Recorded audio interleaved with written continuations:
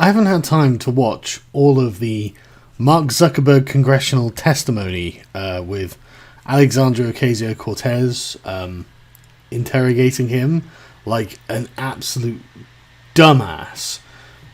But this 1 minute clip is just the funniest thing in the world, because the progressives think that this is them owning Mark Zuckerberg.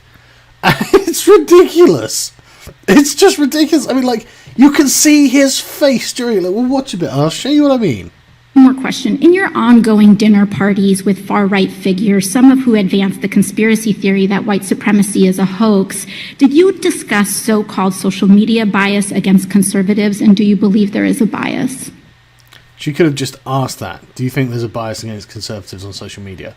But she had to frame it in a really, really, really partisan way that nobody's going to agree to. And Mark Zuckerberg, who obviously doesn't follow this kind of nonsense, is just like, what? Congresswoman, so I don't remember everything that was in the question. That's all right. I'll move on. Can you? Why would she move on? Why would she move on? Why wouldn't she be like, hang on, no. I think that white supremacists are not being treated harshly enough. I mean, do you think that there's a bias against them? Why would she, like, she doesn't even want the answer to the question. She just wants to attack him as if he's personally done something wrong. But she blows herself out here really hard. Can you explain why you've named the Daily Caller, a publication well-documented with ties to white supremacists, as an official fact-checker for Facebook? The Daily Caller, a centre-right conservative publication, is not a white supremacist publication. And the reason she didn't call it a white supremacist publication is because that is patently obvious to anyone who's read it. I have been using the Daily Caller as a source for years. They are actually quite reliably centre-right. So if you want to know their partisan bias, that's it. However, in much the same way as many centre-left publications, their factual reporting is fine.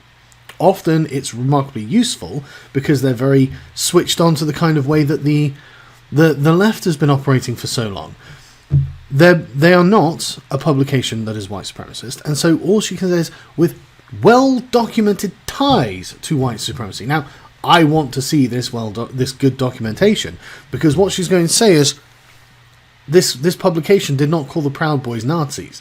Therefore, these are ties to white supremacy or something of that nature. But look at her face, because this is the funniest answer.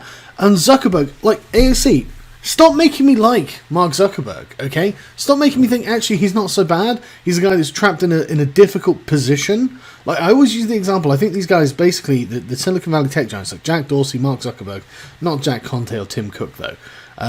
But these two, I would say, created something that became like giant beasts upon which the backs of which they're riding. They don't know what to do about it. And this is the best response in the world, because her face, look at her face when he says this.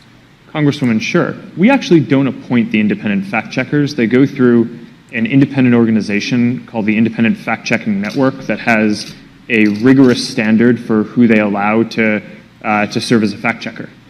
So you would say that white supremacist-tied publications meet a rigorous standard for fact-checking? Look at his face! Like, did this moron not listen to me? Facebook, we do not appoint them! So it doesn't matter what my opinion on that is. We didn't. It's a third party that did it, AOC, you mong! God, you absolute microbrain. And you could see that, like, so you would say that they are factual then? Because we've assumed that these are a white supremacist organization, which they're not. I mean, but these are the kind of people who would call Tucker Carlson a white supremacist. And you can see Zuckerberg's like, what am I meant to do against this kind of moron? Well, like this brick wall of moronic nonsense. It's like, no, you don't understand. It's like, well, I'm going to keep going. Like, how dumb does she have to be? How much of an absolute ideologue does she have to be to not understand what he's just said there? And I love this. 4,000 retweets, 22,000 likes. Inject AOC pissing off Zuck right into my fucking veins. I don't think he's pissed off, dude. I think he's confused at the kind of moron he's dealing with. Like, he's dealing with someone who just didn't listen, who just doesn't understand what she's being told. Like, do you think they're good then? It doesn't matter. He didn't appoint them. It's not his job. And 22,000 idiots failed to understand that she is not owning him. She is not in any way, shape or form owning him. He is in fact accidentally owning her. And it's Mark Zuckerberg. Like, god damn it. Don't make me like Mark Zuckerberg. Don't make him actually kind of a hero for making you look like a pleb. An absolute intellectual microbe. Like, what a fool.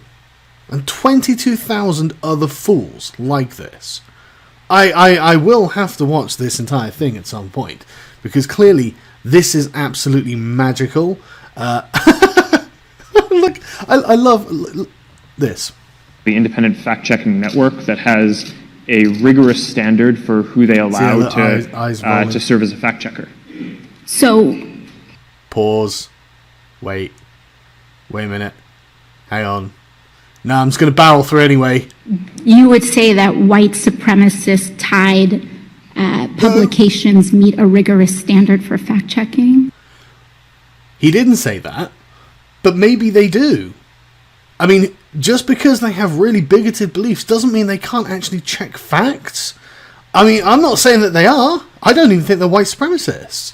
All I'm saying is, that's not what he said, AOC. You see the visible confusion in her brow. Like, so are you saying they are factual? Like, no, he's not even saying that. Anyway, I guess, good job, Mark Zuckerberg. I didn't think anyone would be able to accidentally own AOC and 22,000 of her fans in such spectacular manner. But good job, man, good job. Salute.